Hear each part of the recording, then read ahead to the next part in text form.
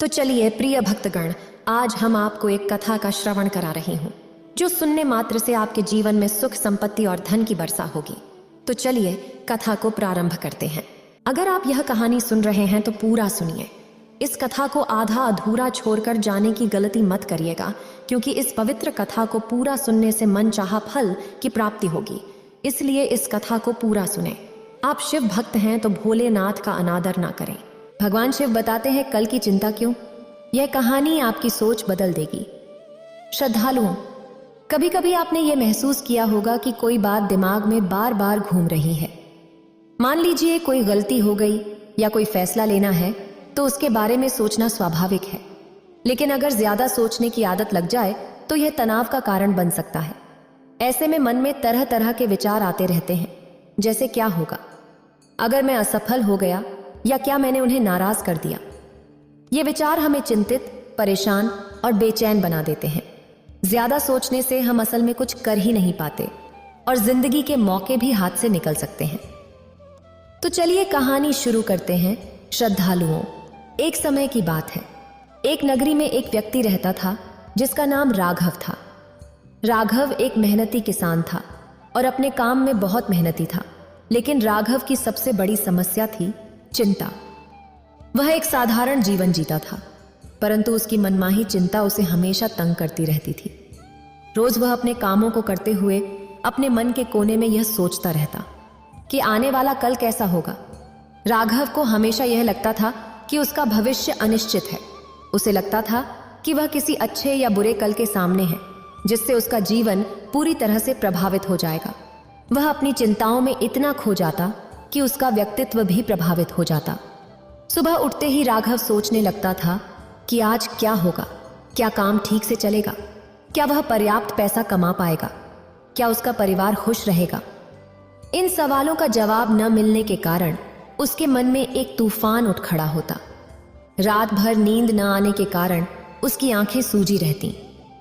सुबह होते ही वह थका हुआ और निराश महसूस करता। उसकी चिंता सिर्फ भविष्य तक ही सीमित नहीं थी, वह हर छोटी छोटी बात को लेकर भी चिंतित रहता। यदि कोई काम समय पर पूरा न हो पाता तो वह घंटों सोचता रहता कि इसका बुरा परिणाम क्या होगा। वह जीवन का आनंद नहीं ले पाता था। वह एक ऐसा व्यक्ति था जो हर काम शुरू करता था, लेकिन उसे पूरा करने का साहस नहीं होता था। डर का साया उसके पीछे हमेशा बना रहता था, जो उसे बीच में ही हार मानने पर मजबूर कर देता था। यह डर केवल असफलता का ही नहीं था, बल्कि अपने और अपने परिवार के भविष्य को लेकर भी था। हर रोज रात को सोने से पहले उसके मन में अनेक प्रश्न उठते थे। क्या मैं अपने बच्चों को एक अच्छा जीवन दे पाऊंगा? क्या मैं उनका पालन पोषण ठीक से कर पाऊंगा? मेरे बाद उनका क्या होगा? ये चिंताएं उसे रातों को जगाए रखती थीं। उसके माथे पर चिंता की गहरी रेखाएं उभर आई थीं और उसकी आंखों में हमेशा एक उदासी छाई रहती थी। वह सोचता था कि काश वह कुछ ऐसा कर पाता जिससे उसका और उसके परिवार का भविष्य सुरक्षित हो जाता। उसने कई बार नौकरी बदलने की कोशिश की, लेकिन हर बार असफलता का सामना करना पड़ा।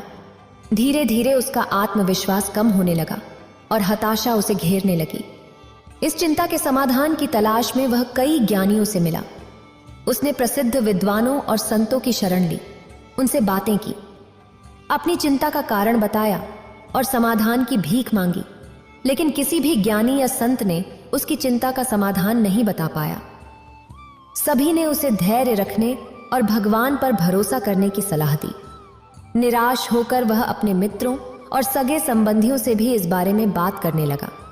कई लोगों ने उसे सलाह दी कि वह अपना धन किसी सुरक्षित जगह पर निवेश करे ताकि उसे मुनाफा मिल सके। कुछ लोगों ने कहा कि उसके ग्रह नक्षत्र ठीक नहीं चल रहे हैं और उसे ज्योतिषी से सलाह लेनी चाहिए। कुछ अन्य लोगों ने कहा कि उसके कामों में ही कोई कमी है और उसे अच्छे कर्म करने चाहिए।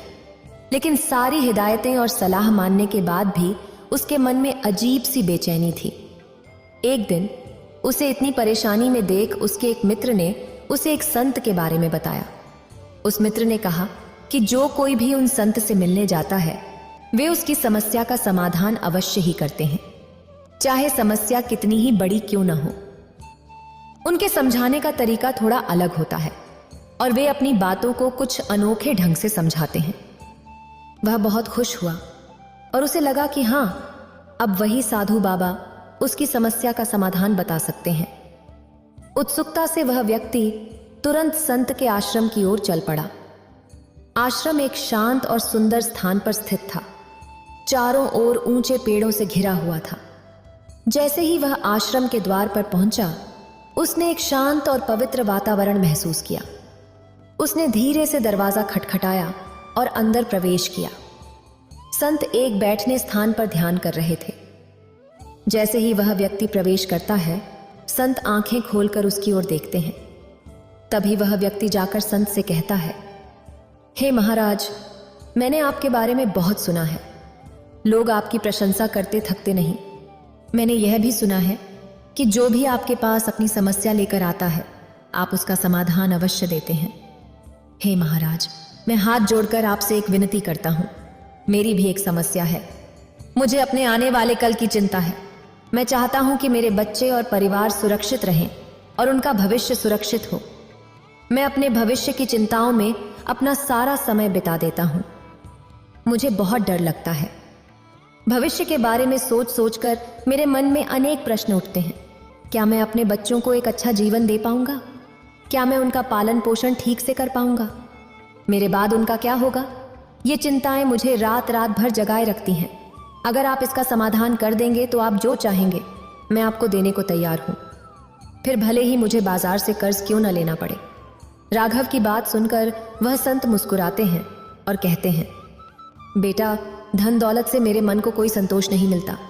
मुझे ये सारी चीजें नहीं चाहिए। मैं तुम्हारी समस्या का हल तभी निकाल सकता हूं जब तुम मेरी बातों पर गंभीरता से ध्यान दो। जब तक तुम मुझ पर भरोसा नहीं करोगे, मेरी मदद भी तुम्हारे काम नहीं आ सकती।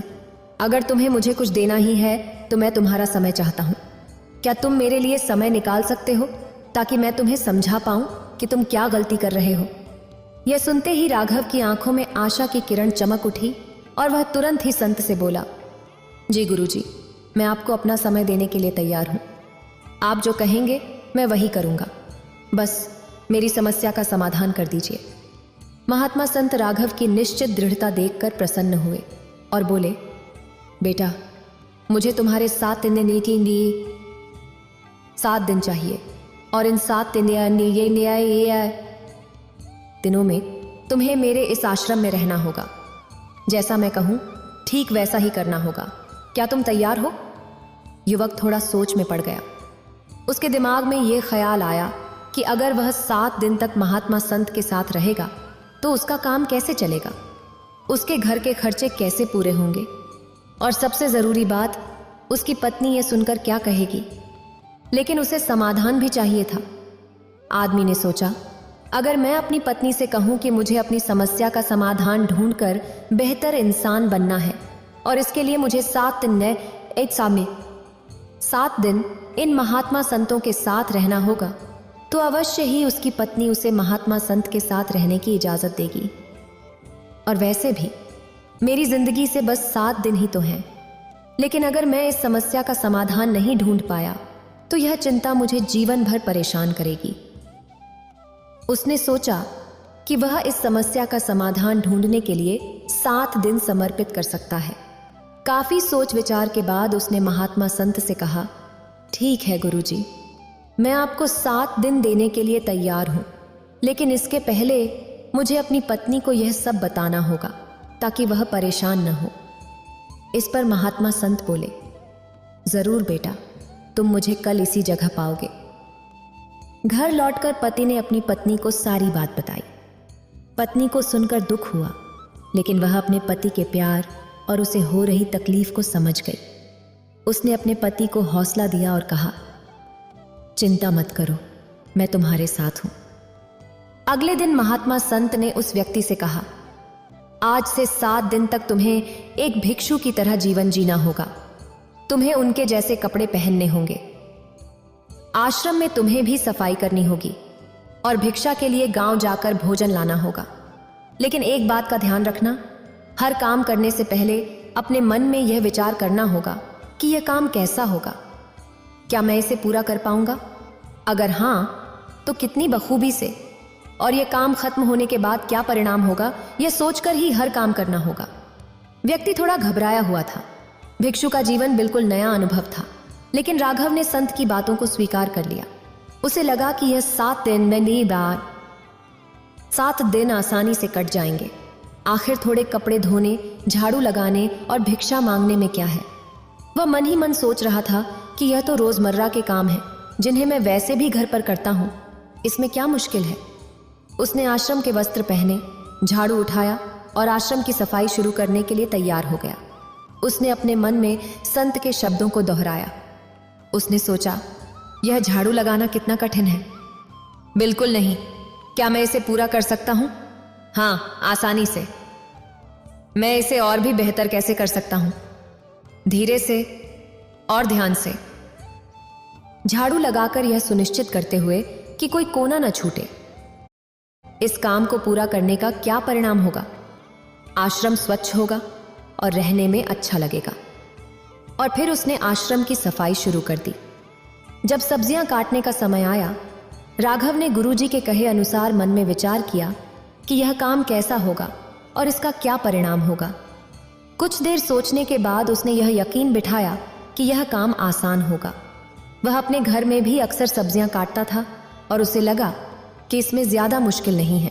उसने सोचा कि थोड़ी मेहनत और सावधानी से सब्जियां काटने से सबको खुश करना संभव होगा। इस काम के बाद वह आश्रम के रसोई में मदद करने का आनंद लेगा, जिससे सबको समय पर और स्वादिष्ट भोजन मिल सकेगा। राघव को यह अवसर दूसरों की सेवा करने का एक सुंदर मौका देगा और उसे खुशी होगी कि उसने इस काम में योगदान दिया। जब भिक्षा मांगने का समय आया तो राघव ने मन में सोचा कि भिक्षा मांगना कैसा होगा। उसने खुद से पूछा कि क्या यह कठिन होगा। फिर राघव ने सोचा कि भिक्षा मांगने में क्या कठिनाई है।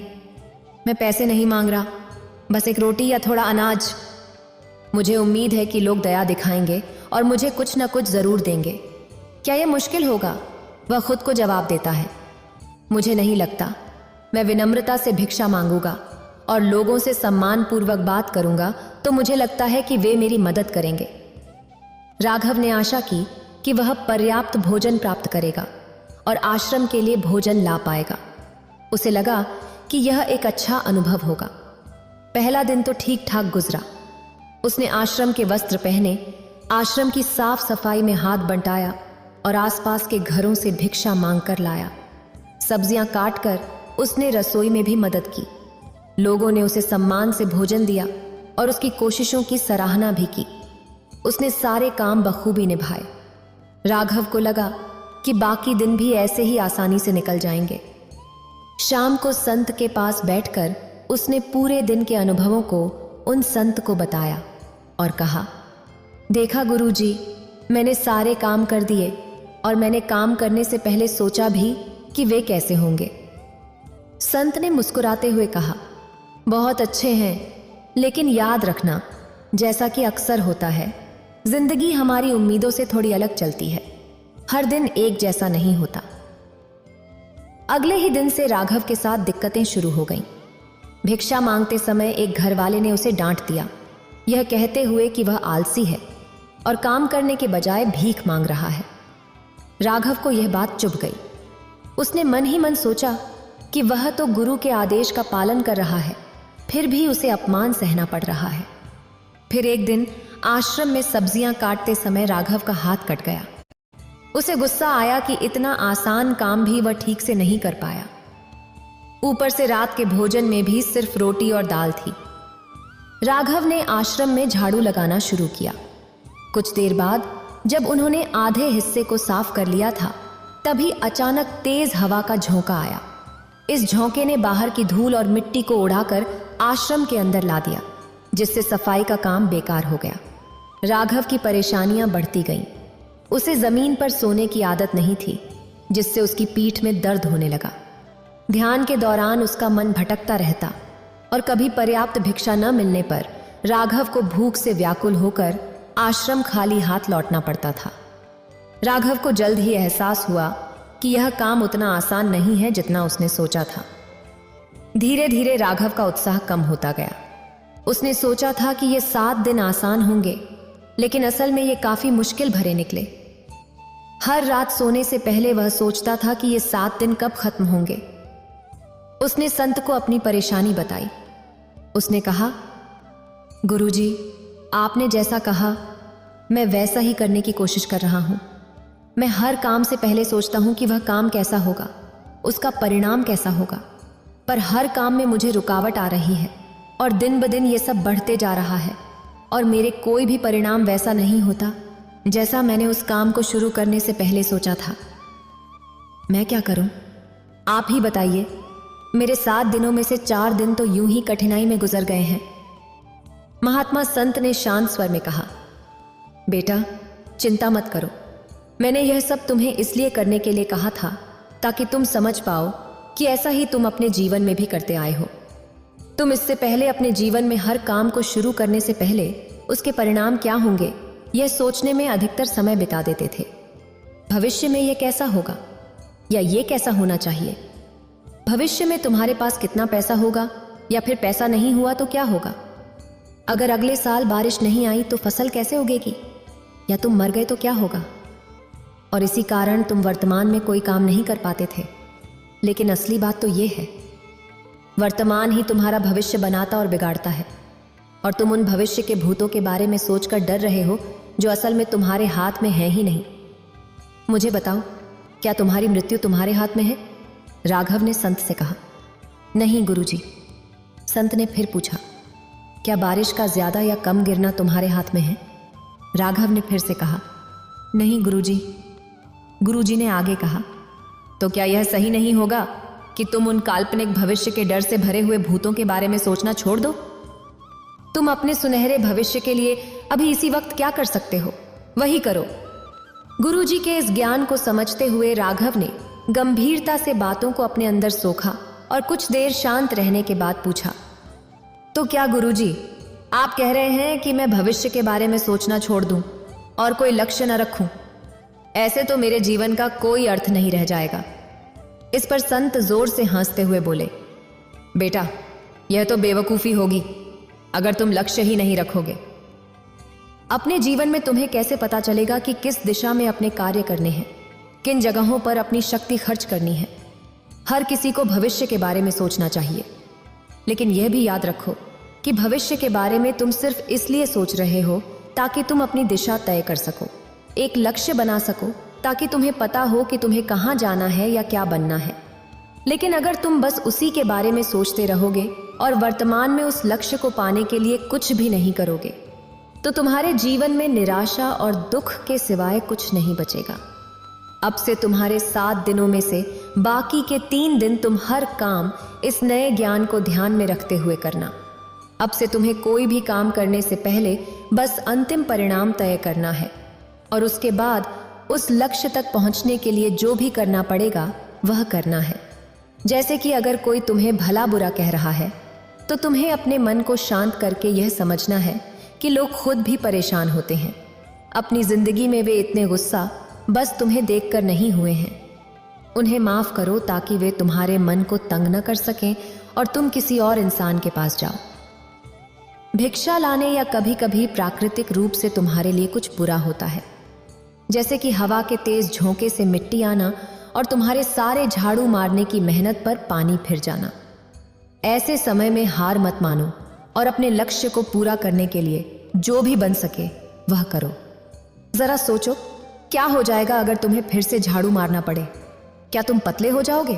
क्या तुम मर जाओगे? क्या सिर्फ एक हवा का झोंका ही तुम्हें रुलाने या परेशान करने के लिए काफी है?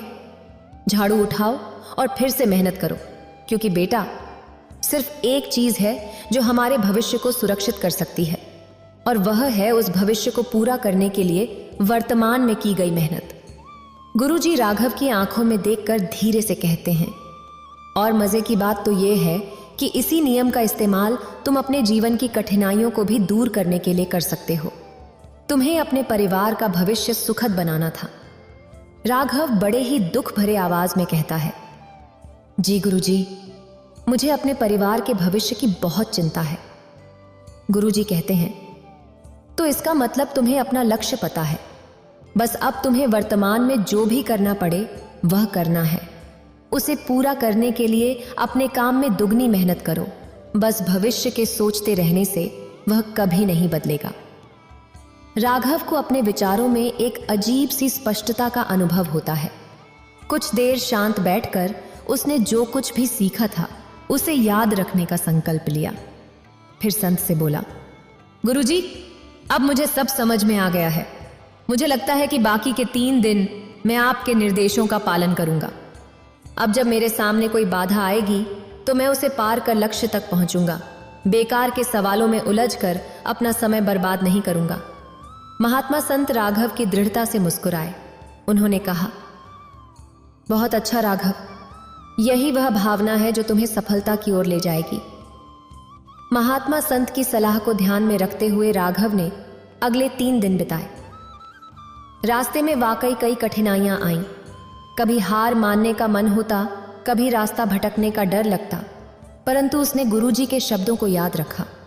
उसने अपने सीखे हुए कौशल का उपयोग किया और दृढ़ता के साथ हर चुनौती को पार किया। धीरे धीरे राघव को एहसास हुआ कि भविष्य की चिंता करना व्यर्थ है।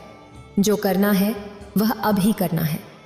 लक्ष्य तक पहुंचने के लिए हर पल का सही उपयोग करना चाहिए। गुरुजी को प्रणाम करते हुए राघव ने कहा, गुरुजी, आपका बहुत बहुत धन्यवाद। आपकी सीख ने मुझे भविष्य की फिक्र से मुक्त कर दिया है। अब मैं जानता हूं कि वर्तमान में जीना ही सबसे महत्वपूर्ण है। राघव ने गुरुजी को अलविदा कहा और वापस अपने जीवन की ओर चल पड़ा। 3 दिन बाद जब राघव वापस घर लौटा तो वह पहले से बिल्कुल अलग इंसान था। उसके चेहरे पर एक शांति थी जो पहले कभी नहीं देखी थी। अब वह हर पल का आनंद लेने के लिए तैयार था। इस वीडियो को बोलते समय कोई त्रुटि हो तो मैं क्षमा चाहती हूँ।